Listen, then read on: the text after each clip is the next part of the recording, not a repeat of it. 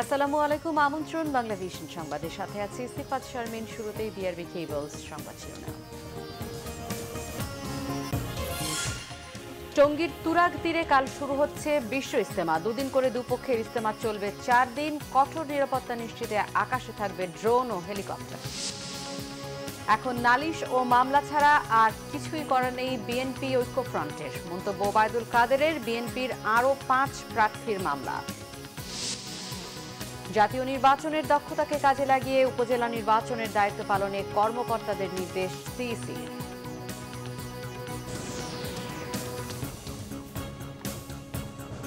দেখছিলেন BRB cables সংবাদ শিরোনাম, এবারে বিস্তারিত।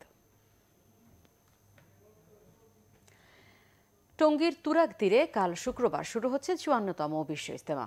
বাদ ফজর আম বয়ানের মধ্য দিয়ে শুরু হবে এক পর্বের 4 দিনের এই ইজতেমা। এরই মধ্যে কানায় কানায় ভরে গেছে ইজতেমা ময়দান।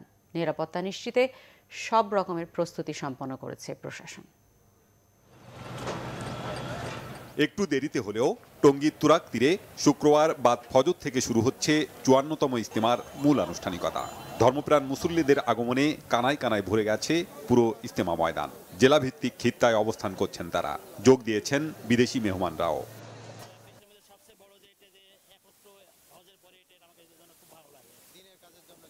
জন্য আসছি ইনশাআল্লাহ।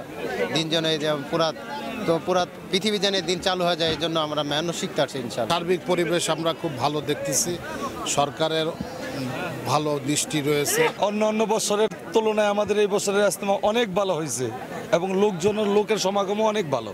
বিবদমান 2 গ্রুপের সম্মতিতেই এবার ইজতেমা 2 দিন করে 4 দিন করা হয়েছে। 15 ও 16 ফেব্রুয়ারি জোবাইরপন্থী এবং 17 ও 18 ফেব্রুয়ারি সাদপন্থীদের তত্ত্বাবধানে হবে ইজতেমা। আগে যে মারামারি হয়েছে 1 ডিসেম্বর, ওই আতঙ্ক অনেকে ভয় আসবে না ইজতেমায়, কিন্তু আমরা এখন বললাম যে মানুষের ওটা কোনো ব্যাপারই না। ইজতেমার যে মানুষ যে ধর্মের প্রতি কিরকম আকর্ষণ, ধর্মের প্রতি কিছু মায়া মোহাব্বত, এইটাই ইজতেমার মূল লক্ষ্য। এদিকে ইজতেমাগামী মুসল্লিদের চাপ বেড়ে যাওয়ায় তীব্র যানজট সৃষ্টি হয়েছে গাজীপুরের ঢাকা ময়মনসিংহ মহাসড়কের চান্দনা চৌরাস্তা থেকে আব্দুল্লাহপুর পর্যন্ত।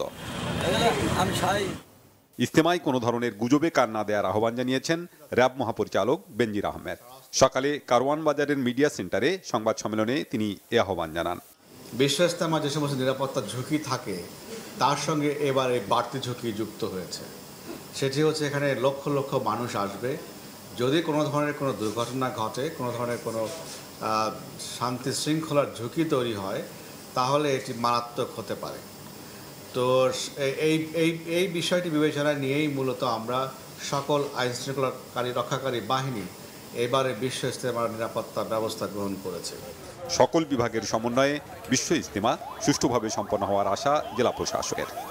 যার যার অংশের যে কাজগুলো আছে সেটি সুসম্পন্ন করছে এবং এক্ষেত্রে সরকারি বাজেট বরাদ্দ বা অন্যান্য যে কোঅর্ডিনেশন কোনোটারই ঘাটতি নেই। আশা করি সময় মতো কাজ শেষ হবে, সময় মতো ইজতেমা শেষ হবে, সকলে আমরা সুন্দরভাবে শেষ করতে পারব। অন্যদিকে ইজতেমায় মুসল্লিদের স্বাস্থ্য সেবায় স্থাপন করা হয়েছে অর্ধশত ফ্রি মেডিকেল ক্যাম্প। উদ্বোধন করেন ধর্ম প্রতিমন্ত্রী Sheikh Mohammad Abdullah. Bangla vision news desk. আন্তর্জাতিক নিরাপত্তা সম্মেলনে যোগ দিতে 3 দিনের সফরে জার্মানির মিউনিখে পৌঁছেছেন প্রধানমন্ত্রী শেখ হাসিনা। সকালে হজরত শাহজালাল আন্তর্জাতিক বিমানবন্দর থেকে বাংলাদেশ বিমানের একটি ফ্লাইটে জার্মানির মিউনিখের উদ্দেশ্যে ঢাকা ছাড়েন তিনি। এ সময় প্রধানমন্ত্রীকে বিদায় জানাতে বিমানবন্দরে উপস্থিত ছিলেন মন্ত্রী পরিষদের সদস্য, 3 বাহিনীর প্রধান সহ ঊর্ধ্বতন কর্মকর্তারা। সফরে জার্মানির চ্যান্সেলর অ্যাঙ্গেলা মার্কেলের সাথে বৈঠক করবেন শেখ হাসিনা। সেই বৈঠকে রোহিঙ্গা সংকট, বাংলাদেশ জার্মানির বাণিজ্য, বিনিয়োগ সহ দ্বিপক্ষীয় বিষয়ে প্রাধান্য পাবে। 3 দিনের জার্মানি সফর শেষে আন্তর্জাতিক ডিফেন্স এক্সিবিশনে যোগ দিতে 2 দিনের সফরে সংযুক্ত আরব আমিরাতে যাবেন তিনি। আগামী বুধবার সকালে প্রধানমন্ত্রীর দেশে ফেরার কথা রয়েছে। আওয়ামী লীগ সাধারণ সম্পাদক ওবায়দুল কাদের বলেছেন, আন্দোলন ও নির্বাচনে পরাজিত বিএনপি ঐক্যফ্রন্টের এখন নালিশ আর মামলা ছাড়া আর কিছুই করার নেই। দলের ধানমন্ডি কার্যালয়ে সাংবাদিকদের তিনি কথা বলেন। ওবায়দুল কাদের বলেন, সরকার এসব মামলা মোকাবেলা করবে। হতাশ কর্মীদের চাঙ্গা রাখতে এসব মামলা করা হচ্ছে বলেও মন্তব্য করেন তিনি।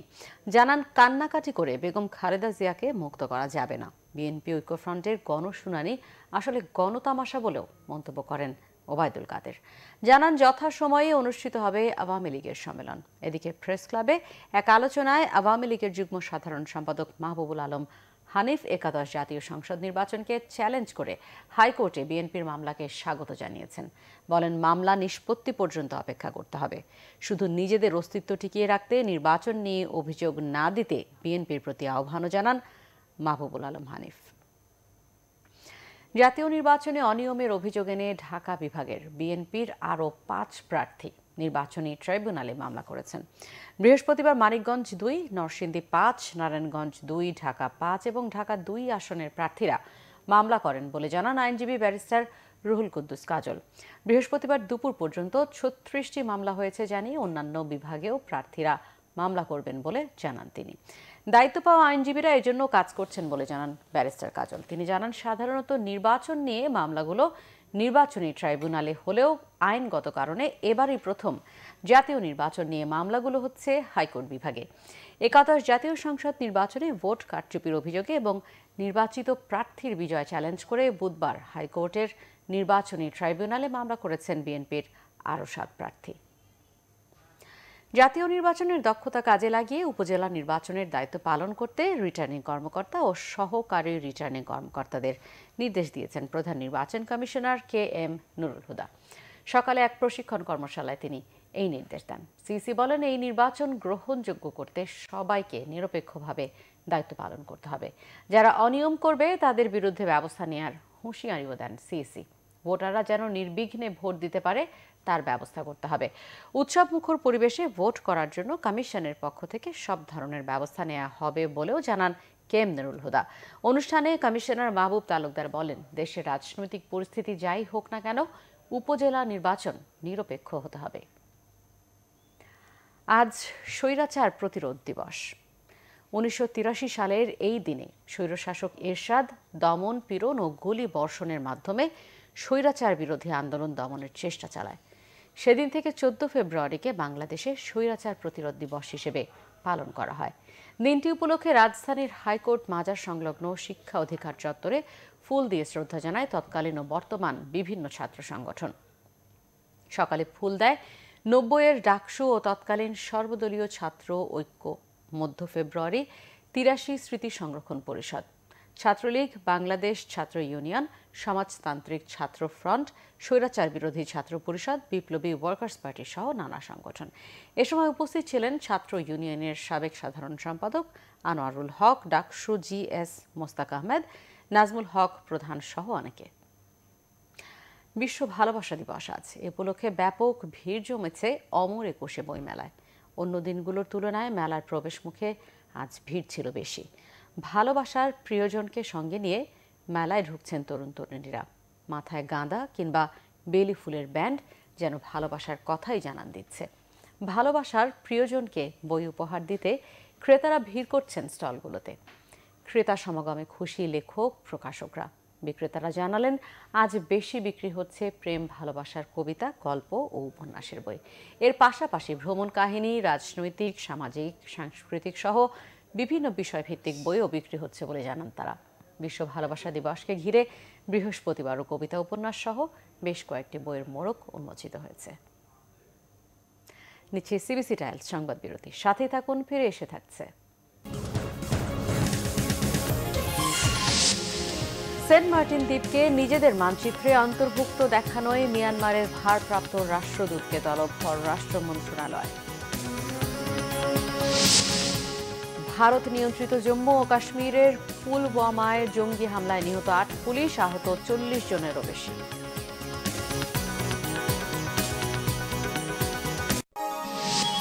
আপনারা দেখছেন বাংলা ভিশন সংবাদ। স্বাগত আরেকবার বাংলা ভিশন সংবাদে। সেন্ট মার্টিন দ্বীপকে নিজেদের মানচিত্রে অন্তর্ভুক্ত দেখানোয় মিয়ানমারের ভারপ্রাপ্ত রাষ্ট্রদূতকে তলব করে প্রতিবাদ জানিয়েছে পররাষ্ট্র মন্ত্রণালয়। বিকেলে দেশটির ভারপ্রাপ্ত রাষ্ট্রদূত পররাষ্ট্র মন্ত্রণালয়ে এসে জানিয়েছেন এটা ভুল করে হয়েছে এবং একদিনের মধ্যে তা সংশোধন করা হবে। তলব পেয়ে বিকেলে পররাষ্ট্র মন্ত্রণালয়ে আসেন মিয়ানমারের ভারপ্রাপ্ত রাষ্ট্রদূত অং খোয়া। তার সাথে এ বিষয়ে কথা বলেন পররাষ্ট্র মন্ত্রণালয়ের দক্ষিণ পূর্ব এশিয়া বিভাগের মহাপরিচালক দেলোয়ার হোসেন। আগেও সেন্ট মার্টিন দ্বীপকে নিজেদের অংশ বলে দাবি করে মানচিত্রে দেখিয়েছিল মিয়ানমার। গত অক্টোবর মাসে দেশটির রাষ্ট্রদূতকে ডেকে প্রতিবাদ জানিয়েছিল ঢাকা, তারপর তা সংশোধন করেছিল দেশটি। তবে 4 মাস পর আবারও দ্বীপটিকে নিজেদের অংশ বলে দাবি করছে মিয়ানমার। দক্ষিণ পূর্ব এশিয়া বিভাগের মহাপরিচালক জানান, শুধু ভুল স্বীকারই যথেষ্ট নয়, বারবার কেন একই কাজ করছে দেশটি তা গুরুত্বের সাথে দেখা হচ্ছে। ডাকসু নির্বাচন কেন্দ্রিক গড়ে ওঠা ছাত্র সহ অবস্থান নির্বাচনের পরেও অব্যাহত রাখার দাবি জানিয়েছেন জাতীয়তাবাদী ছাত্রদল। সংগঠনটির সভাপতি রাজীব হাসান জানান, পরিবেশ ঠিক থাকলে শেষ পর্যন্ত নির্বাচনে থাকবেন তারা। এদিকে বাংলাদেশ ছাত্রলীগ সভাপতি রেজবানুল হক চৌধুরী শোভন ছাত্রদলকে ক্যাম্পাসে স্বাগত জানিয়ে বলেন, ক্যাম্পাসে সুষ্ঠু নির্বাচনের পরিবেশ বজায় রয়েছে। ডাকসু নির্বাচন সুষ্ঠু করতে যেসব দাবি দেওয়া হয়েছে তা বিশ্ববিদ্যালয়ের প্রশাসনের মেনে নেওয়ার আহ্বান জানিয়েছেন বাম ছাত্র সংগঠনের নেতারা। ভবিষ্যতে সহাবস্থান যাতে থাকে সে ব্যাপারে সচেষ্ট থাকার আহ্বান জানান তারা। আমিন জুয়েলার্স আন্তর্জাতিক সংবাদ।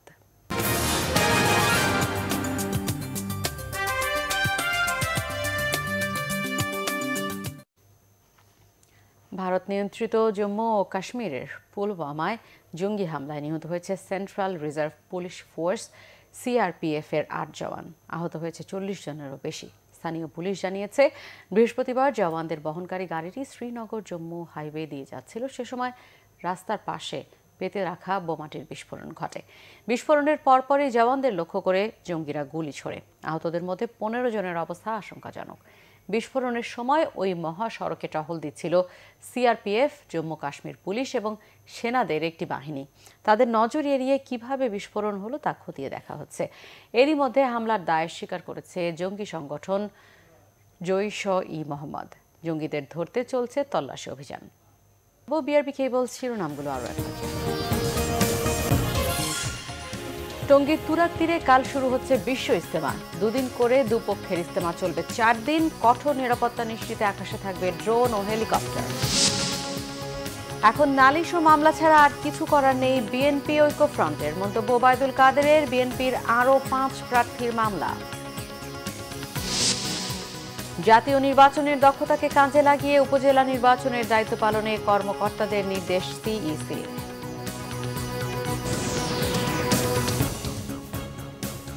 এই ছিল এখনকার মতো। পরের সংবাদ রাত 10:30টায় দেখার আমন্ত্রণ রইল। এছাড়া ফেসবুকে বাংলাভিশন সংবাদ সরাসরি দেখতে লগ ইন করতে পারেন facebook.com/বাংলাভিশনে।